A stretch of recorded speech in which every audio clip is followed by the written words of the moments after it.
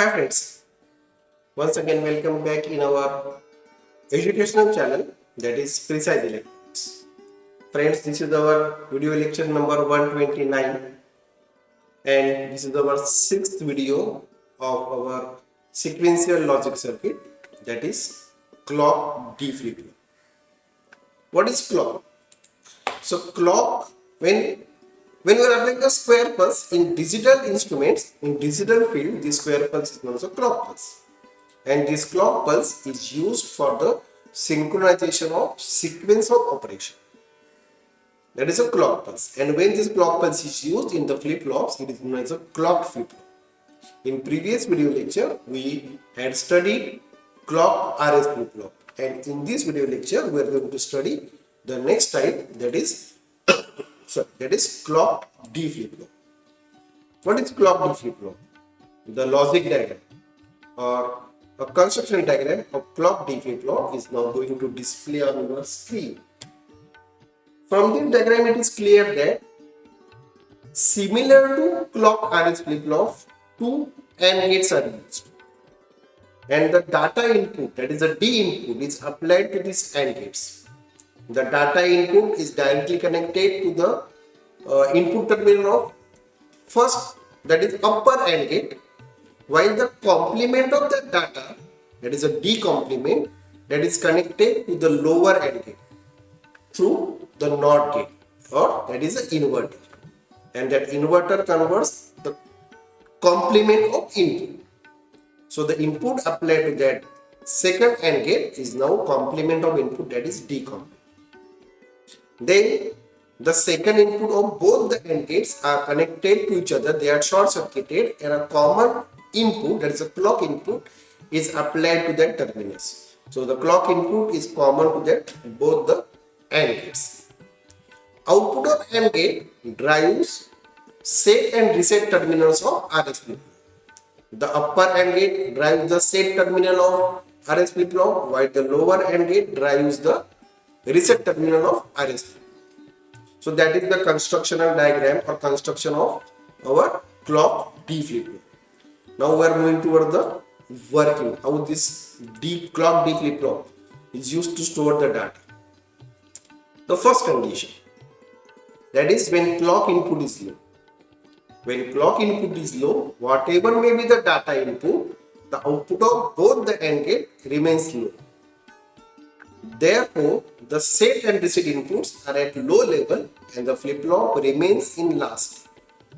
And this condition, that is the input condition, that input condition is known as don't care condition, because whatever may be the data input, the flip-flop remains in a last. The next step, that is when clock input is high. When the clock input is high, flip-flop is in enable mode. In previous condition, that is when clock input is low, flip-flop is in disable condition. It is not able to convert the state. But when the clock input goes to high level, the flip-flop is in enable mode, and as per the control inputs, as per the data input, the flip-flop is either in set mode or in reset. So the first condition, that is when clock pulse is high, data input is high, the output of first AND gate becomes high, due to which the set pulse is applied, and due to that set pulse, the flip-flop goes into set mode. So output is now become Y is equal to or Q is equal to data. That is the input. That is a high. When data input is low, clock pulse is already high.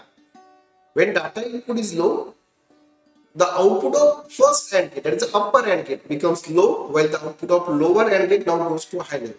Due to which the set pulse now goes to low level, while the reset pulse goes to high level. And due to which the flip-flop is in reset mode, hence the output is now Q, or that is Y, goes to low level, and the Q complement goes to high level. That means the flip-flop is in reset mode. So friends, when the clock pulse is high, as per the data input, the flip-flop is either in set mode or in reset mode. When the data input is high, output is also high. When data input is low, output is also low. That means in this case, once again, the output is same as input. It is known as a data flip-flop, which carries the data it is known as a D flip-flop, data flip-flop, and as the clock pulse is used, it is known as a clock D flip-flop.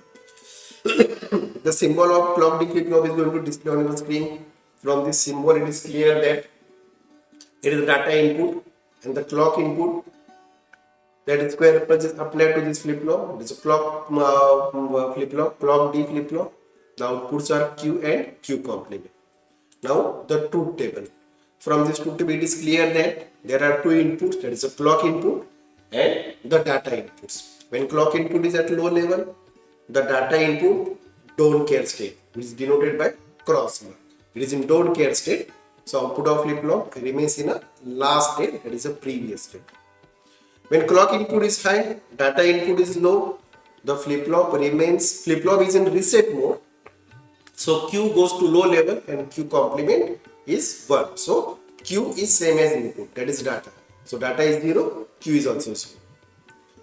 When clock pulse is high, data input is also high. So flip-flop is in set mode, due to which the output Q goes to a high level and Q complement goes to low level. So once again, in this case, the output follows the input. It is known as a data flip-flop. Output is same as input. So that is clock D flip-flop. In next video lecture, we are going to study the preset and clear concept. So friends, thanks for watching this video lecture. Bye. Take care.